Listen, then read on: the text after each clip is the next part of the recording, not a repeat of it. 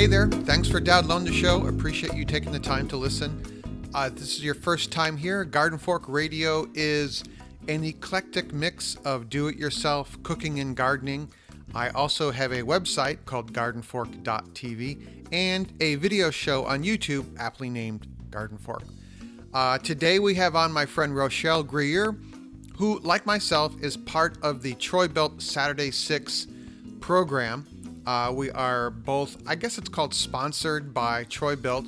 We were picked up last year for their program, and they've just renewed both of us for this year, 2016, which is very cool. And Rochelle and I are going to meet up next week in Austin. Troy Built is taking us down there to look at some of their new equipment and to eat barbecue. So I'm excited about both those things because I like gearhead equipment, outdoor power equipment, and I also like barbecue. What I really like about Rochelle is this kind of, I'm going to go do this thing, and she does it. Her blog, which is called Pith Vigor, was selected as one of the top 5 garden blogs from Better Homes and Gardens magazine. And previous to being the founder and editor of her current magazine, Pith Vigor, she was the editor of and also creator of Leaf magazine, which was an interactive digital magazine that she created a little while ago. And she's also is the creator, I guess would be the word, of a very successful online crowdfunding campaign to fund the creation and publication of her gardening magazine, or I would call it, a magazine, Pith Vigor. So today we're going to talk to Rochelle about the creation story of Pith Vigor, the kind of bumps and what she's learned along the way. And then we're going to talk a little bit about her crowdfunding experience and what the takeaways from her for that were. I have a cracked tooth in my mouth and it's making it really hard to talk. Sorry. And then finally, she has some gardening predictions for 2016 that we're going to touch on as well. So here we go. Rochelle Greayer from Pith Vigor magazine. We met at the Troy Built get-together in Charlotte there, and you gave me a copy of your magazine, which I was really blown away by because I used to work in the printing business for a little bit, and I had a taste of it, and I realized what was involved with it. And you've essentially, you're publishing a magazine almost by yourself. Is that how it works? Yes and no. I mean, I can't take full credit for the by myself. I do have a copy editor who, comes in and helps me do some of the editing every issue. And I've always had a graphic designer. I started with somebody, and then she went and got a different job at some point, and so now I have a second person. So I've always had those two people helping with the actual production piece. But putting together a magazine is the production piece is huge, but there's so much more to it of marketing and the business end of it, and getting people to contribute and writing stories yourself. You just all the other pieces. It's enormous, and with that, no, I don't have any other help. It is all me. So. I would love more help, but I keep not being able to kind of figure out exactly. I think that's one of the challenges of entrepreneurship. Like, what's your biggest pain point, and how do you kind of get that? And it's sort of a moving target to try and figure out what you can get help with in a way that is really helpful. And I constantly feel like I'm running up the down escalator. Yes, I do too. And I'm constantly kind of wishing for a business partner, but then not sure if that's really the right answer. And, it's just always kind of a constant question to me. But, I just kind of keep moving forward with it. So, and evolving and sort of just accepting. I have to admit, there's been a while where, you do all this work and you're kind of like, well, where am I going with this? What am I doing? And, what's the 5-year plan or the 10-year plan? And not exactly having an idea, fully formed about that. Like you kind of, when I started out, I had a very clear concept of what I thought it could be, and that's what I pitched in my crowdfunding campaign. But, 5 issues, we're about to release the 5th issue. later this month in February, at the end of February. But so 5 issues later, and a year and a half later, I'm kind of like, wow, some of those things that I thought I knew was what I was working for. I don't know if that's what I'm working towards anymore, and where am I going? And so it's just this constant It's sort of constantly questioning evolving. and evolving thing. So Could you walk us through how did this all come about? Was there just this aha moment where you decided you wanted to put a magazine out? And I know that you did a crowdfunding thing, and I'd like to hear a little bit about that. I think people would be interested. yeah, a few years ago, I worked with another person, and it was kind of when the whole that page-turning PDF sort of thing was really trendy, and this whole idea of digital magazines. And it was also at the same time that a lot of the print magazines for the gardening world were really struggling.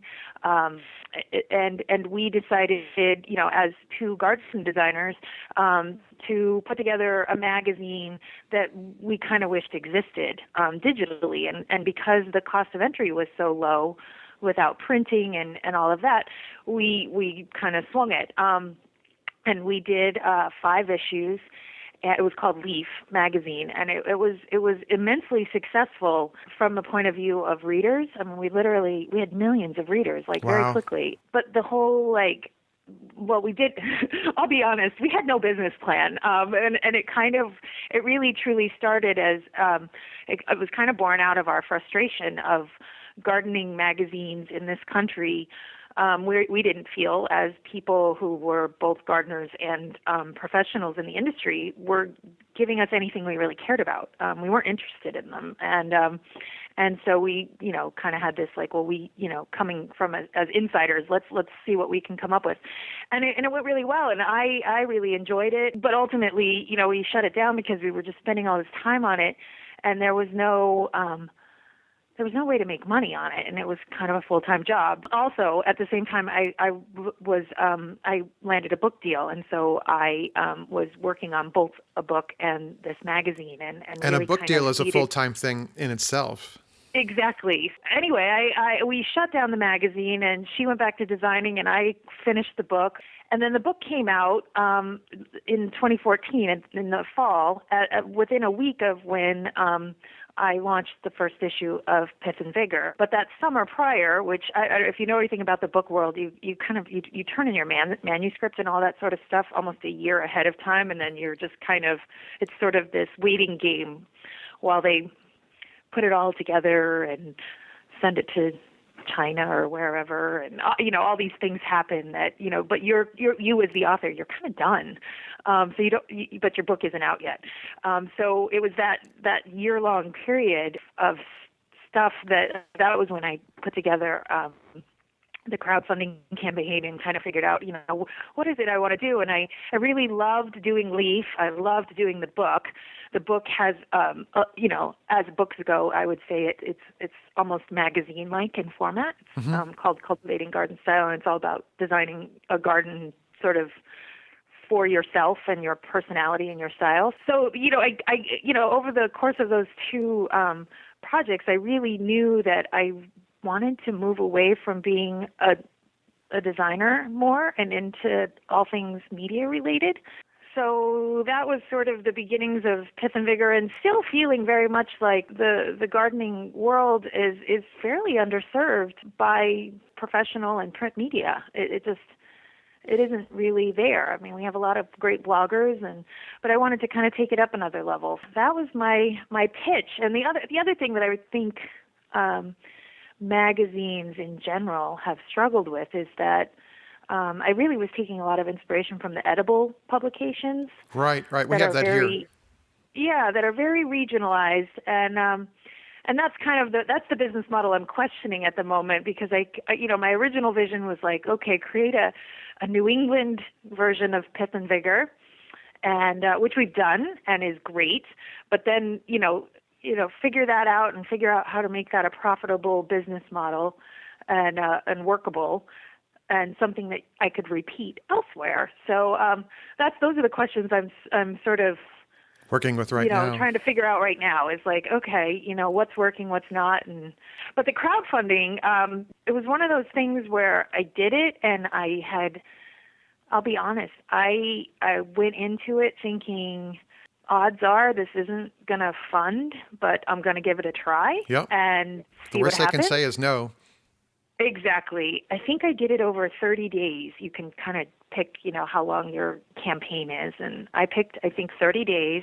And it was in July and August. I'll never forget. We funded fully 3 days before the end. Wow. And then for the last 3 days, it was one of those crazy things. And I think this happens a lot with people who successfully fund is it's a slow build and you just, you question if it's ever going to happen. But then at some point it sort of catches fire. And that's exactly what happened. It was a slow build.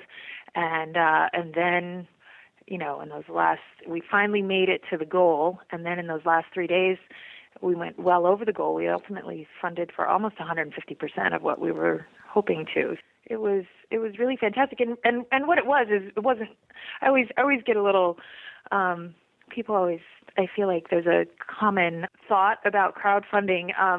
And so much of it is for this though. It was not really like, hey, fund this thing and get whatever. It really was. All it really was we have this idea, or I have this idea to create this publication, and it was like early subscribers. So Yep. basically all of the people who contributed, all they were really doing was saying, yes, I'll subscribe. And so, it was like a 1 year or 2 year They're subscription. paying forward, basically.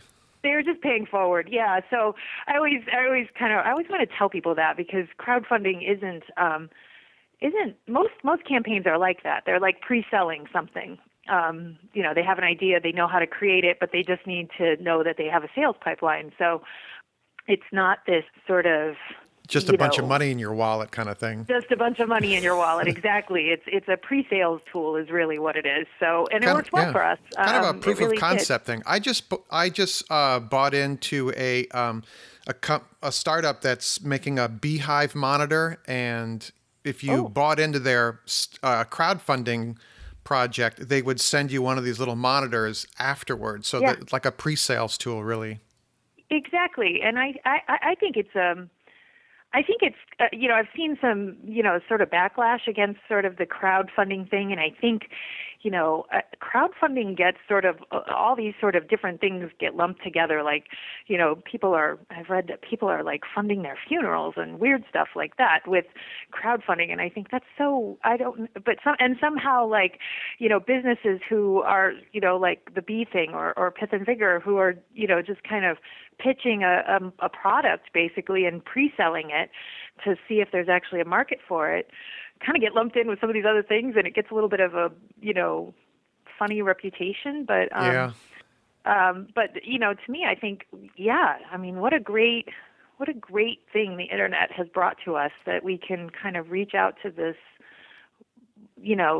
world of people who have an interest in what we're doing and who would like to help see that come to fruition and benefit from it. So, that's a great thing. Do you have some suggestions for people that are thinking of crowdfunding a project like this? Oh, sure. Yeah.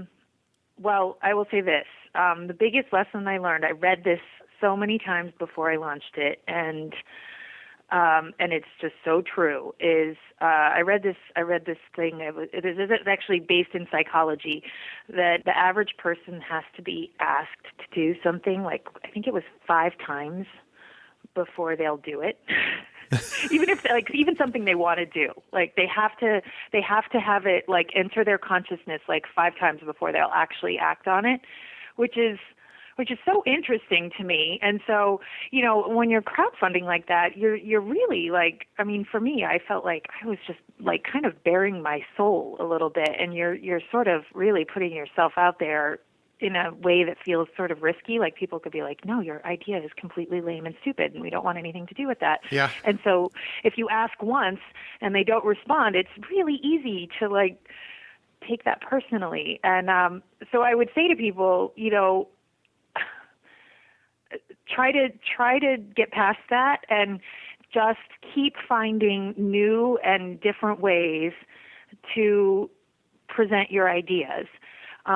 Because truly, once I kind of reached out on those 5th, 6th, and 7th times, all of a sudden the things started happening. And, part of you is going, gosh, have I just been such a pest? Or, but, I really don't think people would do something they didn't want to do. If, Right. So that would be one thing is make a plan ahead of time so that you're not being repetitive. You're, each of those, half a dozen times you're asking are different and interesting and, compelling in new ways. Otherwise, I think you could be annoying, but I think that's one good strategy. I think I don't know, it's been, it's almost 2 years ago now that we did this. Not quite. It'll be 2 years this summer. But at the time, there were some great tools to reach out to all of your social network with like direct messaging and things like that. I don't know what's out there now because I haven't done it recently, and I'm sure things have changed. But I would say be careful of all when you launch a crowdfunding campaign. You suddenly I even get them still with a campaign that's been closed down for almost 2 years. These sort of companies that say they will do a lot for you. They'll promote you or they'll help you get your thing. I'm pretty sure that none of them will do anything good for you. Yeah. But the ones that worked for me, there was one specifically. It was called Greener Inbox, and all it really is a tool that allows you to message like your Facebook following or message your Twitter following very easily and quickly. So things like that were really great because the people who are following you are people who are going to, probably be your customers or at least your beginning customers. So, and you have a relationship really with them effective. already. So What's that? You already have a relationship with those people. Exactly. So that's what you're building off of. So, so I would say find some of those tools and use them. They were very effective for me, but don't get sucked in by the millions of people who are going to just – I read a lot of horror stories about people who just, kind of thought that all these sort of people that contact you are going to help you, and they really don't. There's nothing, and sometimes they're taking money, and it's like you're struggling to get every dollar towards that goal. You don't want to give it up. So have faith. That's what I would say is have faith and stick it out to the end. The other thing I saw is I think it was what was the threshold? I read something, and it's hard to believe, but I think it's very true. I think this was like on the Indiegogo blog or Kickstarter blog. I used Indiegogo, not Kickstarter, but it was a statistic. If you fund 50%, the odds of you funding fully are like 95 or 96%. So once you get to the 50% mark, there's a really good chance you're going to get the whole rest of the way, which can sometimes be hard to believe because, I don't think we reached the 50% mark. We weren't at 50% halfway through. Right. So you kind of got to keep the faith and keep at it and not give up. I think there's a mindset with people also is that, they're almost halfway there. I could help now. Yeah. Well, and obviously there is because, for us, once we funded, it was like, I think people, they wanted to be part of something that's really happening, Yeah. And also I think there's even still, even though the whole website is designed so that, your campaign is set up that if it doesn't fund people, you don't get any of the money potentially. Right. That's one way you can set it up at least. So there's this sort of risk thing that like they might be contributing to something that isn't going to work out. But once it gets close, people they kind of get excited for you and people start rooting for you. And I think it's an interesting phenomenon. It was very exciting. I remember I was visiting my sister at the time, and she lives down in Washington D.C. and we were walking around the National Zoo with our children, and my phone was going crazy because I would get a little message every time somebody contributed. And your phone's blowing up at the zoo. I was just like, oh my God, like every 5 seconds, like, oh my God, it's happening, it's working, and it was so nice to be with her and our kids. They were all like excited, and it was very sweet. But cool. So you get your first issue out, and what are some takeaways from putting together a print magazine in 2015? Well, I think print is print. I mean, for us, it's a newspaper, and so it's. I did the newspaper for a few reasons. One was because I have to admit, I still struggle with. I love print. I love kind of the holding things in my hand, but having originally started with digital, and we have a lot of subscribers now, but we don't even have a tiny fraction of what we had when we were digital, Yep. and free. I mean, so free is part of it, but I think the accessibility of print is so much harder because you have to distribute it. There's all these things, and so plus, it is a dead tree, and I kind of think like, why am I contributing to this? Like, is this really necessary? And I struggle with it, but and it's expensive, and you have to mail it and all of that. But it is. We have a lot of fun with print because we did go with the newspaper format. It felt a bit retro. I really like it. I like the newsprint. I like it too, and I had this. The first 4 issues. With every issue, we like had a piece in the issue about how you could recycle it, and that was really part of my justification for printing was that newspaper specifically was very usable beyond just reading off of it. Once you were kind of done, you could it sort of begs to be sort of shredded up and put in the compost heap, or wadded up in your shoes to throw it away, or whatever. Yeah. Anyway, I like that it's so lightweight, and it's not like glossy pages that don't break down very easily and all of that. So it felt right for a gardening publication. Plus, it also has the big spreads, which that was the other big plus for us. We kind of try and take advantage of that so that we have, it's tabloid size, so we can really let things spread out and feel like I feel they should feel if you're talking about landscapes and gardens and sort of open space and that sort of thing. So it is big in your hands. You've also you have some kind of. Was it a forecast or a prediction for some of the garden trends going forward? Oh, yes. I put together something for 2016. It's a whole downloadable. I think it's about 30 pages of. It's huge. Yeah, and I'd never done anything like that, and we didn't do a winter issue of the paper, and I kind of, I just felt like. That's another thing, is that gardening is so seasoning, and the publications that go with it have always, if you look around the gardening world, it's like the winter issue is always almost non-existent, and you kind of, you're like, why did they even, it's, there's no ad revenue, it's a struggle. Being relatively new, that doesn't make a lot of sense for us to do those winter issues either. Maybe someday, but I wanted to do something, and so. And I like trying to call trends and sort of take that, sort of think bigger and sort of kind of try and pick out like what are people thinking and where is that going to lead us to, know? So, yeah, it was a fun activity for me, and something I put a lot of thought into. What are a couple of the trends you're seeing or you think are happening? I think that I had a whole thing about women, which I thought. I kind of came across this many times, and some of it was in stories that we had done with the newspaper. But I really feel like women have always been gardeners, but I feel like there's a big movement with like cut flowers and agriculture, women returning to agriculture as farmers not necessarily more than men, but more than they ever have before. And so there's this really blossoming sort of area where women haven't really been before in the world of agriculture and gardening in a way that they're building businesses off of it.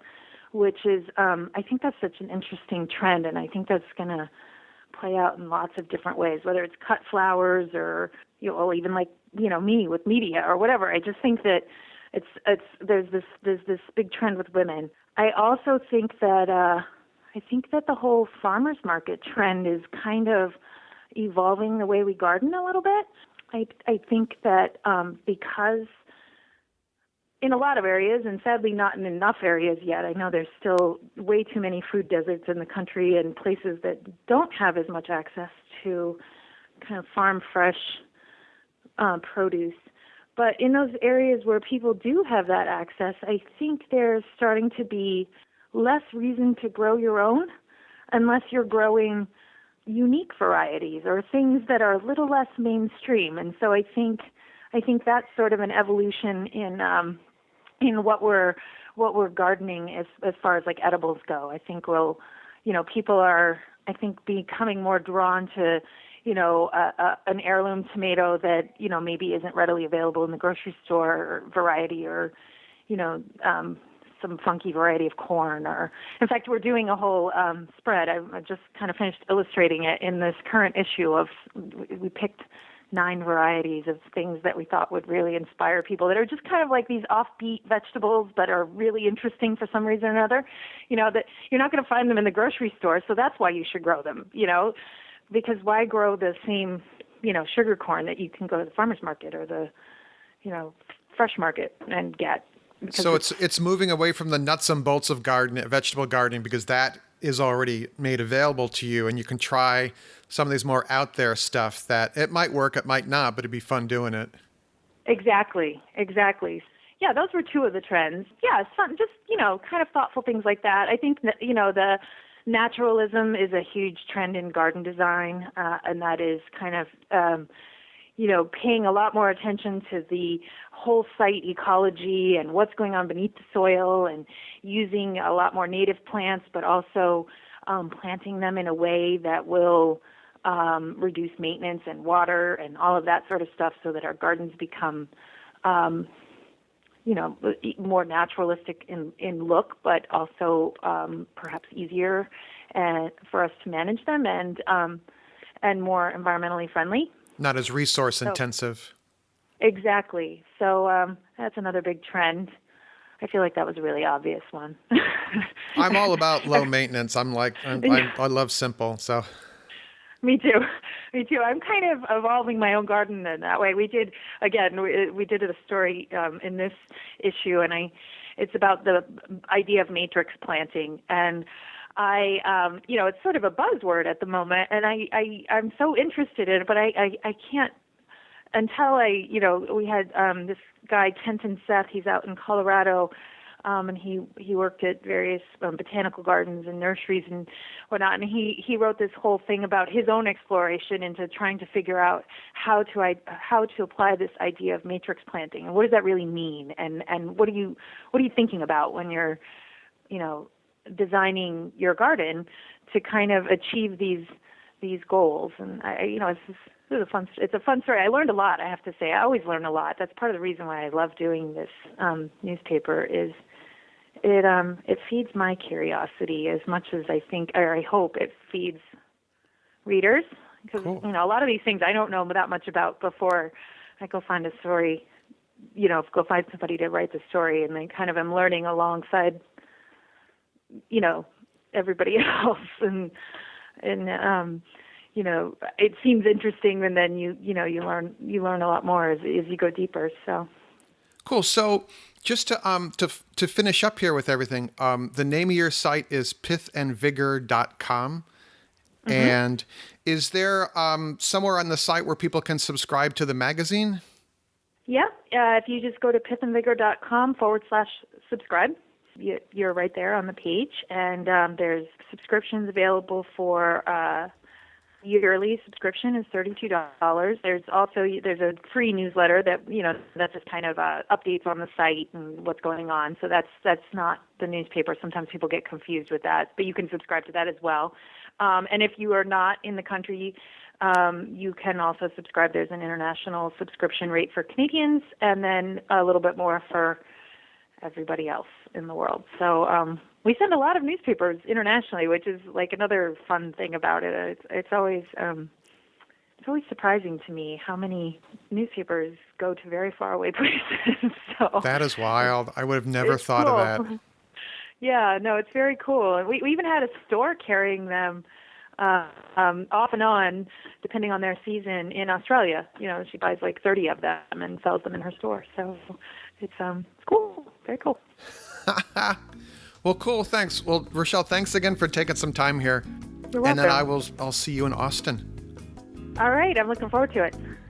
All right, there you go. Good to hear from Rochelle. A lot of neat stuff there. I really like the fact that how when you're doing a crowdfunding, that when you hit this certain point, even though you think it's not going to make it and it's kind of stressful going through it, because I've gone through that, all of a sudden it all kicks together, and this thing that you believed in and wanted to make happen, other people are like, yeah, I believe in you and I'm going to help you make that happen.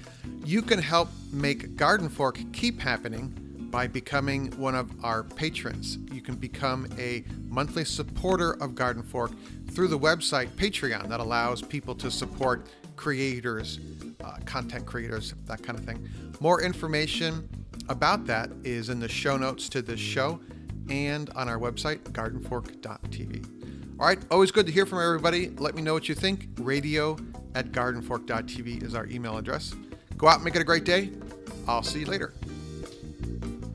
Garden Fork's theme music is used under license from uniquetracks.com.